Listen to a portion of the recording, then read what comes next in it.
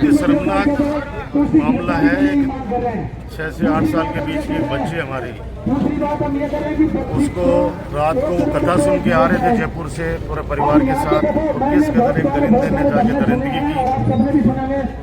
और ये घटना पहली घटना नहीं है, लगातार घटनाएं हो रही हैं। पहले झाझड़ के अंदर भी एक बच्ची के साथ हुआ, बिरोल के अंदर भी एक महिला के साथ सेम ऐसा ही हुआ।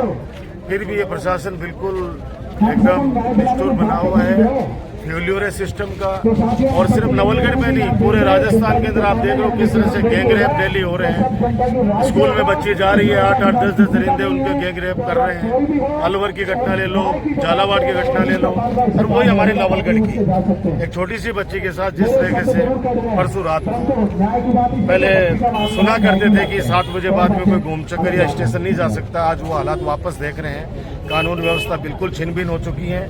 यहाँ का जो विधायक है विक्रम सिंह जाखड़, उसने पूरे तहस-नहस कर दिया इस नवलगढ़ को, दुश्मनी के अंदर बदल दिया है। यहाँ पे लोगों को मतलब इतना गंदा माहौल कर दिया नवलगढ़ का कि कोई न्याय के लिए भी लड़ नहीं सकता, इस तरह से स्थिति है। उसका बच्ची का जो परिवार का जो मुखिया है, उस व्यक्ति को ये तक कह रहा है कि नहीं, इस मामले को दबा कैसे भी करके दबा रहे, शर्म करो, डूब के मर जाओ। वो तो एक तरह से मामले को दबा दिया गया था। वो तो कल प्रशासनिक दृष्टि से या मेरे सूत्रों के द्वारा पता चला कि उस बच्ची के साथ में बहुत दरिंदगी हुई है, वरना तो ये लोग तो बिल्कुल कह रहे थे कि हमने सुरक्षित घर पे बच्ची आ गई। उसके बाद में जैसे जैसे पर्दे खुली तब असलियत उस बच्ची ने बताई कि मेरे साथ में इस तरह का हादसा हुआ। छोटी बच्ची ज्यादा बता भी नहीं पा रही है, लेकिन मेडिकल रिपोर्ट के अंदर तो ये मैं इसकी घोर निंदा करता हूँ। अभी संघर्ष समिति इन्होंने बनाई है, मैंने इनको विश्वास दिलाया कि जब भी कहीं पे भी आपको संघर्ष समिति को लगे तो मैं उसी समय आ जाऊंगा। सारे सैकड़ों कार्यकर्ता आपको पता है सुबह से बेचारे यहाँ पे बैठे हुए इनके साथ में। दूसरा, पहले भी एक ऐसा एक हत्या हुई थी बड़वासी के अंदर, डेड बॉडी 2 दिन से मोर्चरी में रखी हुई थी जिला अस्पताल के अंदर। उस समय भी उनके परिवार वालों ने कहा कि आप आओ, हमने आए, बैठ के बातचीत करी, प्रशासन के साथ समझौता हुआ, कुछ व्यक्तिगत भी हमने आर्थिक मदद की, कुछ प्रशासनिक करवाई।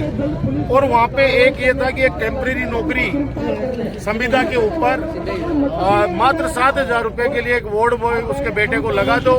जिला कलेक्टर और एसपी, एसडीएम सब पूरे प्रशासन ने कहा कि ये फाइनल हमने मान ली है और अभी 10 मिनट के अंदर आदेश निकाल देते हैं। बेचारे परिवार वालों ने मेरी बात पे विश्वास किया, मैंने प्रशासन की बातों पे विश्वास किया, क्योंकि हमने तो 15 साल के अंदर अगर कोई वादा कर दिया, प्रशासनिक दृष्टि से ले लिया, तो उसको 100% उसके पालना करवाई है। पता चला कि डेड बॉडी का उधर डिस्पोजल हुआ और उधर किसी विक्रम सिंह जाखड़ ने खुलेआम कहा कि नहीं, ये लड़का नौकरी नहीं लगेगा, और उसको आज तक वार्ड बॉय की नौकरी नहीं लगने दी उस आदमी ने। तो मैंने भी संघर्ष समिति से कहा कि हो सकता है कि मैं रहूंगा, क्योंकि ऐसी परंपरा यहाँ चला दी है इस आदमी ने। अगर मैं रहूंगा इतनी देर तक यहाँ पे, तो हो सकता है कि वो प्रशासन को ये कहेगा कि नहीं, किसी को पकड़ना भी नहीं है, संघर्ष समिति की जो 7 सूत्री मांगे हैं वो मांगे पूरी नहीं करनी है। तो मैंने संघर्ष समिति से खुद ने आग्रह किया कि मैं अभी हम लोग चले जाते हैं, आपको लगता है कि हमारी आवश्यकता पड़ रही है, आ जाएंगे, वरना जो लोग राजनीति की बातें, यहाँ पे 2-4 लोग हैं वो लोग जो इस मामले को दबाने में लगे हुए हैं कि कैसे भी करिए। लेकिन मैं कह रहा हूँ खुद की बहन बेटी योजना की उसी, तो ये लोग, मैं कह रहा हूँ कि पूरा सिस्टम फेल्योर है। इस 1.5 साल के अंदर अब लोग बोलेंगे कि साहब आप हार गए इसलिए बातें बोल रहे हो। अरे भैया, 15 साल जिताया भी है नवलगढ़ की जनता ने मुझे। इस तरह का हादसा हमने कभी न देखा न सुना। यहाँ पे मैं मेरे समय की कह सकता हूँ कि 7 रात को 2 बजे भी अगर बहन बेटी अकेली आती घूम चक्कर से, कहीं से भी मोहल्ले से निकल के कहीं भी जाना, मजा ले कोई अंगुली उठा के देख ले। आज तक कभी भी असली राम राज्य वो था, अब असली गुंडा राज है।